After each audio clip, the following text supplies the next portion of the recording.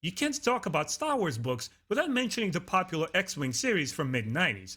Let's find out if this first book stands the test of time or if you should leave it in the dust. Stay tuned. Where should I start reading? What is canon versus legends? When does the story begin? The answers to these questions is right here on Star Wars Timeline.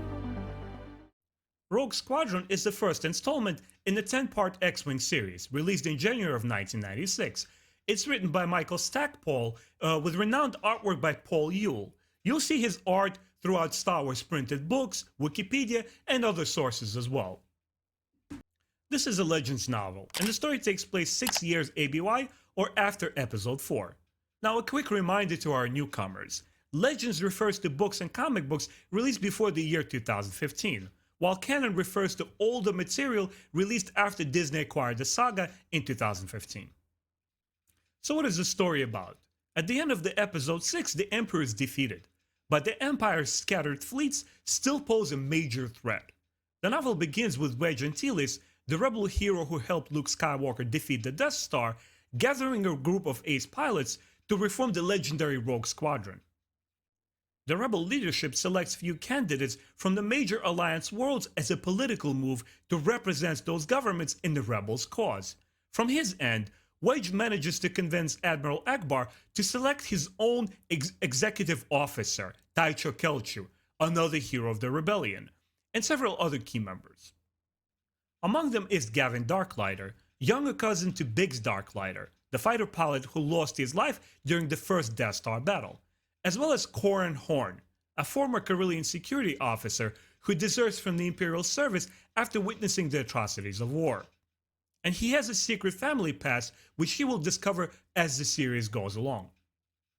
The squadron's first mission launches months before their training is complete, and the rebels taste their first combat when an Imperial interdictor cruiser pulls them out of hyperspace on their way to the new base at Telesia.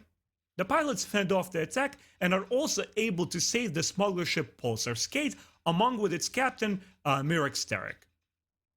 After a few successful missions, the acting commander of Imperial forces, Intelligence Director Yisan Izard, calls upon Kirtan Lur, an intelligence officer with photographic memory and a former colleague of Corran Horn, tasking him with seeking out and destroying the Rogue Squadron. Although rogues use multiple hyperspace jumps to hide their location, Lur manages to find their base and launches a covert operation, killing a pilot and 6 sentries in the process. The Alliance retaliates swiftly by launching a full-scale counterattack on General Derakata's strategic base on Borleas, but is repelled by waves of hidden TIE Fighter squadrons, killing 2 more rogues. Corran Horn plans a swift follow-up attack, and only with 6 operating pilots, the rebels manage to capture the base. The novel ends with Yisan Izard revealing the existence of an unnamed spy among the rogues.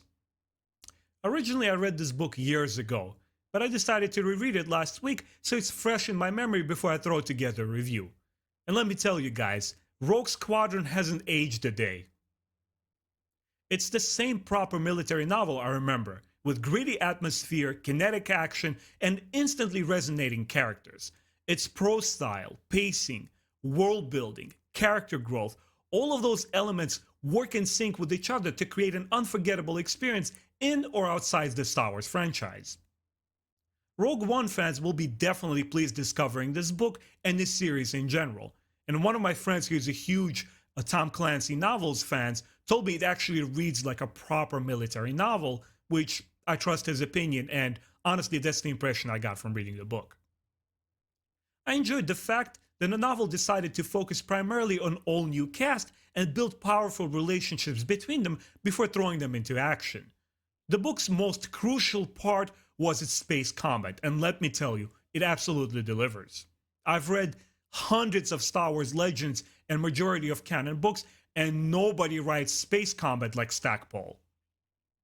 His snarky military jargon, X-Wing instrumentation, and the dogfight maneuver descriptions are a real treat to read.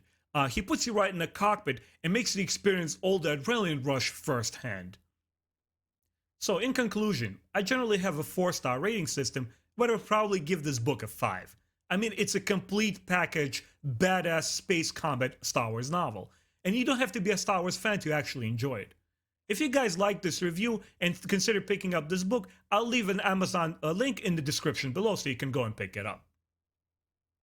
As always, thank you so much for your time and watching my videos. I hope you will support my channel, subscribe, and come back for more cool reviews for comic books and Star Wars books. And may the Force be with you.